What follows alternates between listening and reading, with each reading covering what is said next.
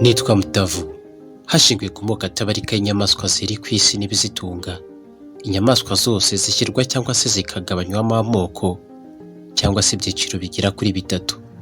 Ni herbivore, carnivore et omnivore. Ni ukuvuga indyabyatsi, indyanyama n'indya byose. Umuntu ubwe nk'inyamaswa ibarizwa mu rusobe rw'ibinyabuzima hano ku isi afatwa nk'indya byose. Iyo ubusanzwe adafite impamvu runaka zishingiye ku buzima nk'uburwayi, aba afite ubushobozi bwo kurya ibikomoka ku byatsi nk'imboga n'imbuto n'ibikomoka ku nyama zaba izihiye cyangwa se imbisi.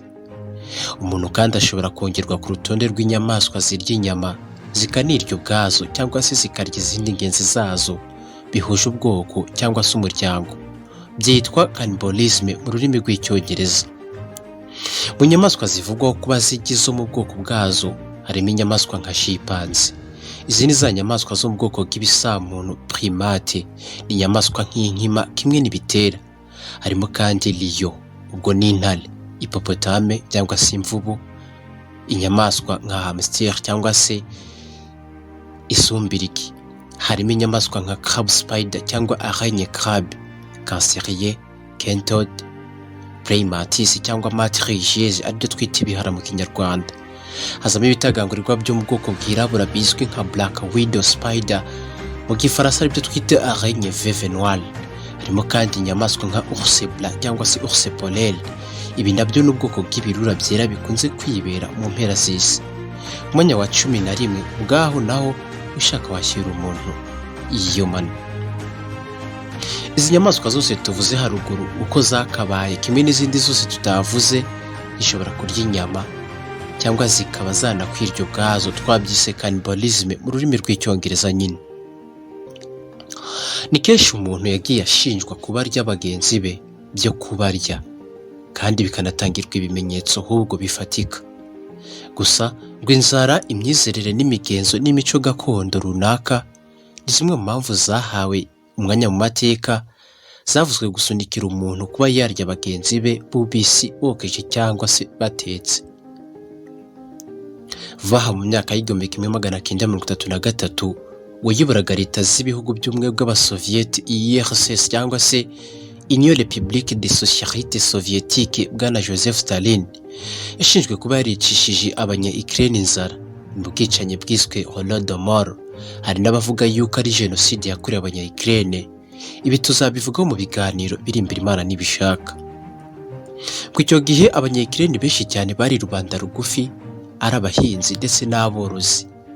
Bafungiwe mu gihugu imbere, nta n'ahantu bemerewe kujya, bicishwa inzara. Ibitangazamakuru byinshi byandika inkuru kuri internet birimo nk'ikinyamakuru nka Vox byavuze yuko abapfaga baribwaga na bagenzi babo babaga basigaye, bakabikora nk'amaburakindi kubera ikibazo cy'amapfa n'inzara yari yarogoje iki gihugu nyine, cyane cyane mu biturage bya Ukraine.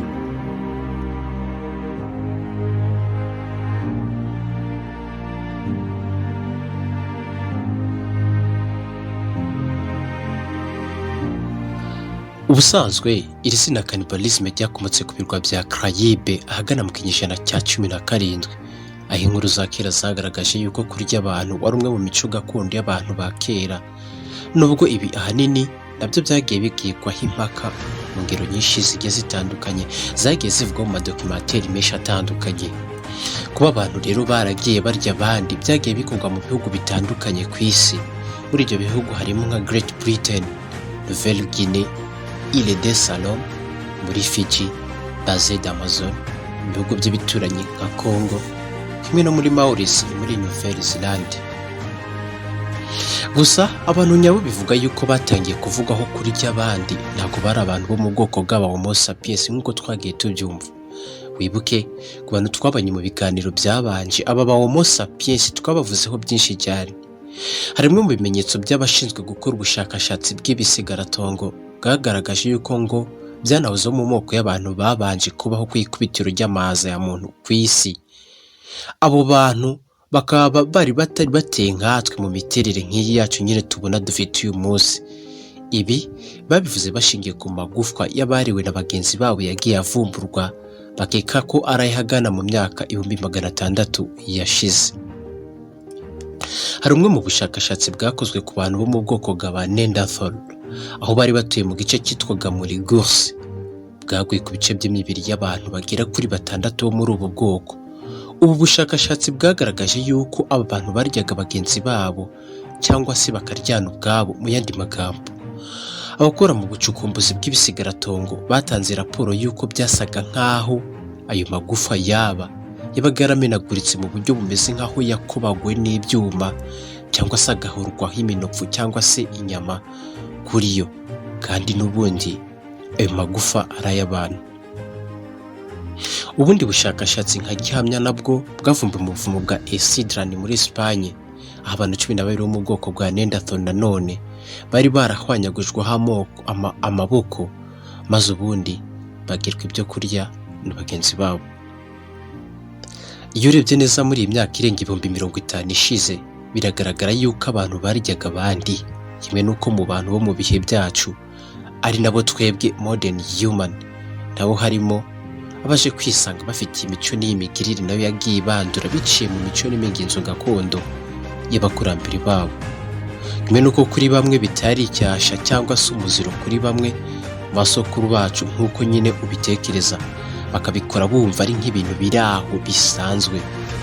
Ubusemuzi kimwe n'ubusesenguzi bw'uyu munsi bushobora nanone kwerekeza ijisho mu bihe by'ubukoroni. Ubundi inkuru twagiye duhabwa n'abazitangaje barimo umugabo wavumbuye nka Amerika wiswe Christopher Colomb. Na mbere y'uko igitekerezo cyangwa se iki gikorwa cyo kuba abantu gihabwa iri zina n'abanyamateka, abasesenguzi cyangwa se abanditsi, kikitwa nyine cannibalisme. Ubu buryo bwo kurya abantu bwari igice cy'imiryango migari, hamwe na hamwe kigafatwa nk'umugenzo cyangwa se ibintu by'amahano biteye ubwoba, cyangwa se kikitwa igikorwa cy'umwijima ku bandi.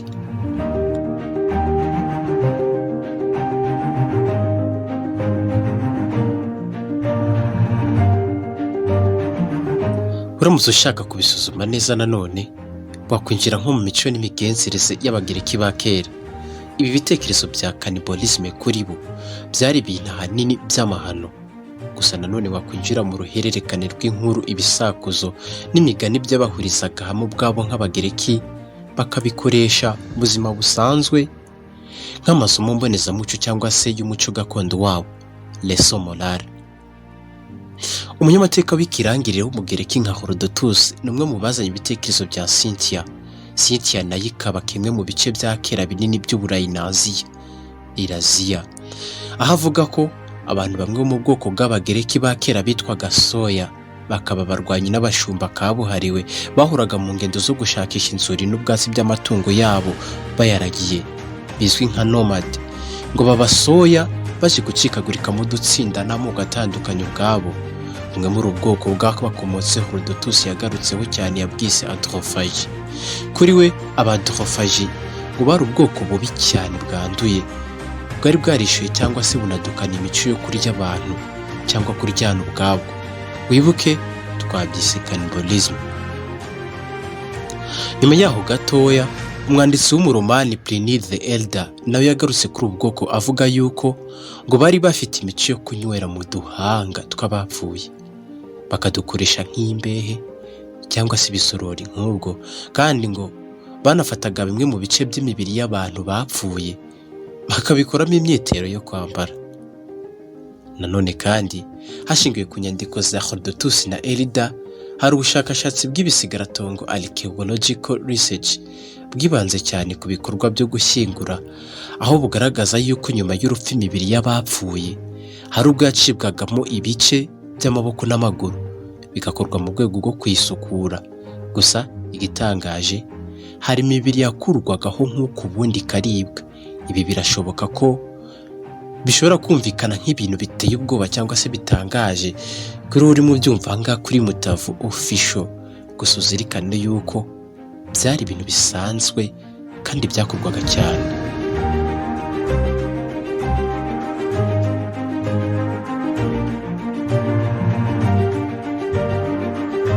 Nubwo inkuru zo kurya abantu bikozwe n'abantu bisa naho amateka yo mu bihe bya kera zisigana zisigura zerekeza mu bice by'Uburayi cyane, hagana muri Afurika y'Amajyaruguru mu bwami bw'Abalefarao, naho hagaragaye inkuru y'umwami Farao Eunice uyu mwami ugashyinguranywe mu gituro cye n'igisigo kiriho imirongo n'ibika bivuga ku migirire n'imico yo kurya abantu.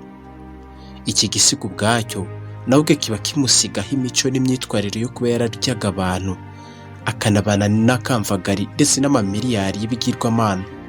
Muri iki gisigo kandi harimo inkuru ivugwa yuko utubindi cyangwa se inkono zuzuzwaga ibice by'imibiri y'abagore cyane cyane amaguru, ngo bikamushyikirizwa nk'ifunguro rye ryo kurya. Urundi rujya n'uruza rw'amashakiro, imirimo ndetse n'akamvagari k'ibishushanyo byagiye bishyirwa ku mva n'isengero nyinshi hirya no hino ku isi. Abanyamateka by'umwihariko bagiye babitangaho ibitekerezo bavuga yuko kurya abantu cyari kimwe mu migenzo yagiye igaragara kenshi mu mateka y'abantu ba kera, bikajyana no kubatambaho ibitambo. Ugende nko ku munyamateka w'umuromani Cassius, yigeze yitangira ubuhamya ubwo avuga yuko abofisiye babiri b'abaromani bigeze kwicwa batambwaho ibitambo, nyuma ibice by'imibiri yabo biza kuribwa. Ubundi amara yabo icyo gihe akorerwaho umuhigo n'isezerano ku baromani n'imana zabo. Si aho gusa, ngo no muri Mesopotamiya ya kera ubwaho abantu kurya abandi yari imico yakorwaga bishingikirije cyangwa se biciye mu gutamba abantu ibitambo. No mu bwami bw'Abaziteke bwabarizwaga mu cyahoze ari Mesoamerika mu bice bya Mexique y'ubu, naho ni hamwe mu hantu hambere mu mateka habayeho hari imico n'imigenzo yo gutura abantu ibitambo ku bigirwamana n'imana zabarizwaga muri ubwo bwami, kimwe no kubakuraho ibice by'imibiri yabo nk'uko nyine bikaribwa. Nyamaze n'ubwo mu burengerazuba bw'Uburayi byagiye bibwibwaho impaka, bikangwa ubundi mu bice bimwe na bimwe ikanahakanwa, byakomeje kubaho no kugaragara gake gake mu buryo bumwe cyangwa se ubundi. Nk'urugero ni nko mu gihe cy'intambara ya mbere mu ntambara zigera ku 8 zabayeho zitiriwe intambara z'abanyamisaraba, The Crusade Wars cyangwa se Guerre Crusade. Ngo icyo gihe hari mu kinyejana cya 11 umwaka w'1998 mu kwezi k'Ukuboza, mu gitero cyo kugota inkuta z'umujyi witwaga Maratari Arinuma ni muri Syria y'ubu. Ngo hari raporo zitari nkeya zagiye zivuga yuko abarwanyi b'abanyamisaraba bari barakubutse mu burengerazuba baje kurwanira Roma, ngo ibiryo byaje kubashirana burundu, ndetse no muri uyu mujyi hayogozwa n'amapfa n'inzara. Bahisemo kujya barya imibiri y'inzirakarengane z'abayisilamu bicirwaga aha muri Mara.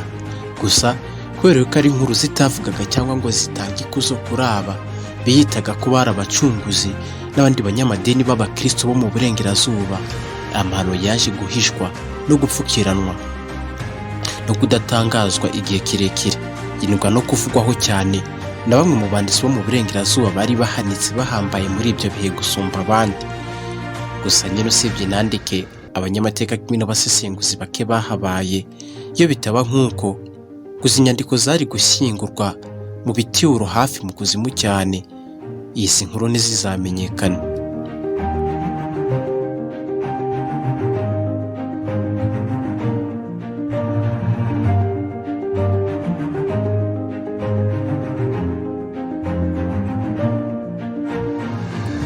Mu bihe kandi bya Christophe Colomb, kurya imibiri y'abantu bikozwe n'abantu bwari uburyo busanzwe kandi buzwi, gusa ngo byari bitarabonerwa izina bwite.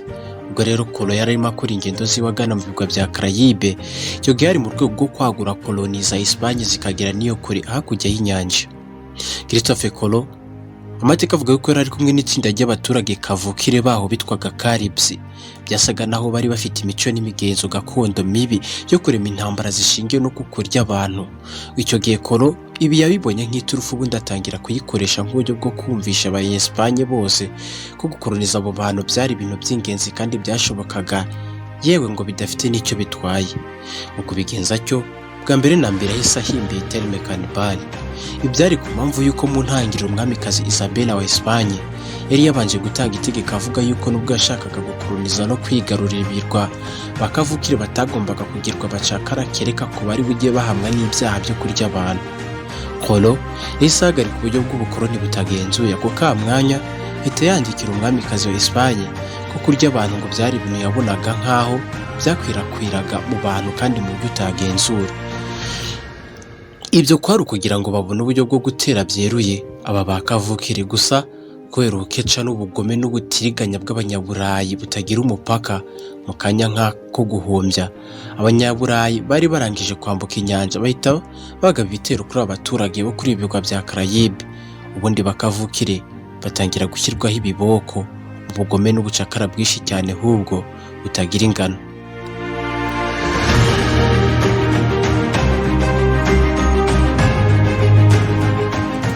Nta nubwo byakiriye aho, ahubwo ubutaka butari ubwabo nabwo bahise batangira kubwigabiza kimwe no kubwiyitirira nk'aho ibyo bidahagije. Aba bakonquistador b'Abespanyol bahise bahugira mu bushakashatsi n'ubuvumbuzi bushingiye ku gukora imiti mu bice by'imibiri y'abantu. Icyo gihe ubushakashatsi bwo kumisha no gutunganya imibiri y'abapfu hashingiye ku kuyirinda ko yabora, mami cyangwa se mamia, ubwo bwahise buzamuka ku kigero cyo hejuru. Icyo gihe bari mu kinyejana cya 12, byaje kugera mu kinyejana cya 15 rero ubona abanyaburayi benshi barijanditse muri byo, gusa ngo ntabwo byaje kuramba cyane. Ubundi mamia bwari ubugeni bwo kwiba imibiri y'abanyamisiri ba kera. Imibiri yabaga yaratunganijwe igasigwa imibavu n'amavuta yashoboraga kuba yatuma ibaho imyaka n'imyaka itarabora, ubundi ikazengerwa mu bifuniko byabugenewe igatwarwa mu bituro. Iyo mibiri niyo yitwaga mamis. Naho mamia rero bwari uburyo n'ubuhanga bwo kwiba iyi mibiri mu bituro ku banyamisiri ba kera, hagambiriwe kuyicuramo imiti abanyaburayi bizeraga yuko yagombaga kuba yakiza amagana y'indwara n'imimagiro hafi ya yose. Iyo mibiri yashoboraga kuba yaratanyaguritsemo ibice rimwe na rimwe, ubundi amagufa yayo ngo agahinduka ifu nyafu bwite. Ifu yashoboraga kuba yanyobwa nk'itabi, ikaba yanyobwa mu mazi cyangwa se ikaribwa. Mu nganda z'imiziki za kera kimwe na fashion ku banyaburayi ngo bahoranaga ubwoba n'ibikuba baterwaga no kumva imvugo n'imigani yakomokaga mu isi batabarizwagamo. Nko muri Misiri ya kera nyine ngo havugwaga ibihuha mu buhangange n'ububasha bwo gutegeka isi ku bakoraga iyi migenzo. Nibyo koko ubu buhangange bw'abanyamisiri ba kera gukumisha no gutunganya imirambo ntabwo cyari ikintu cyo kwisukira no kwigana mu buryo bwakorohera gusa. Bidatinze imibiri ngo yaje kongerwaho tekinoloji n'ubundi buhanga buhambaye bwo kwibika mu bisanduku bibajwe bisize imiringa, yewe binashushanyijeho imitako n'indi mirimbo y'imiringa n'izahabu bishongesheje mu rwego rwo kongera ubuhangange bwabo bwo kubika iyi mibiri.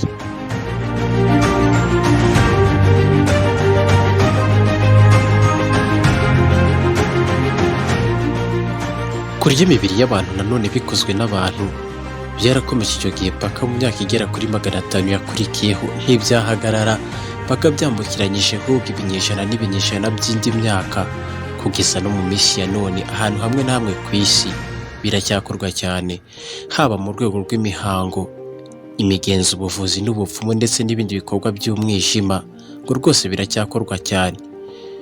Ngo ni kimwe n'uko ntagiye mu bihe bivugwa ko bishobora gushora abantu mu bikorwa byo kuryana ubwabo, nko mu bihe aho amapfa n'inzara biba biyogoza cyangwa se muri za ntambara z'urudaca, aho umubare nyamwinshi wa rubanda wisanga nta yandi mahitamo usigaranye, ubwo beshaho guhitamo kunagurwa n'inzara, bishobora mu gufata icyemezo gisa n'aho ari icy'ubunyamaswa kigayitse cyo kwishora ku mibiri ya bagenzi babo bakayirya byo kwirya koko, ariko nk'uko bakabikora hagambiriwe kurokora ubuzima bwabo. Reka tuvuge wenda nk'urugero rwo mu minsi ya vuba, twavuga nk'ibitero byabayeho bikagota Leningrad mu gihe cy'intambara y'isi ya kabiri, cyangwa se indege y'abanya-Uruguay yakoraga impanuka igahanuka yisekura mu bice by'imisozi y'urubura n'amasimbi yo mu gihugu cya Argentine. Aho kubona ubushobozi n'ubutabazi bitari byoroshye cyane yuko n'iyi ndege ishobora kuba yari yaranaburiwe irengero igihe kirekire. Ngo iki gihe abarokotse iyi mpanuka bakubiswe n'inzara koko, bisanga basigaranye amahitamo amwe rukumbi yo kurya imibiri yabo bari kumwe mu ndege bari bararangije kwitaba Imana.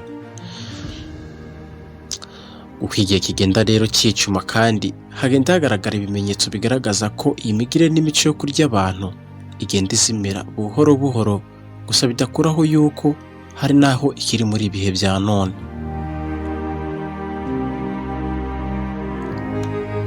Reka tuvuge urugero nko muri Papua Nouvelle-Guinée harakibarizwa ubwoko bw'abakorwayi people. Ni ubwoko bwatangiye kumenyekana cyane ahahinga mu myaka 1972. Aba bakorwayi uyu munsi nibwo bwoko buzwi cyane amateka avuga ko n'ubu burya imibiri y'abantu. Aho abantu bo muri ubwo bwoko bavuga yuko baramutse batariye imibiri ngo y'abapfu babo byajya birangira batewe n'imyuka mibi, amadayimoni, amashitani cyangwa se n'ibindi bintu. Gusa iyo urebye mu bagize ubu bwoko cyangwa se imyitwarire n'imigirire y'abakuru b'imiryango muri ubu bwoko, uyu muco rwose uracyahari kandi urigaragaza cyane.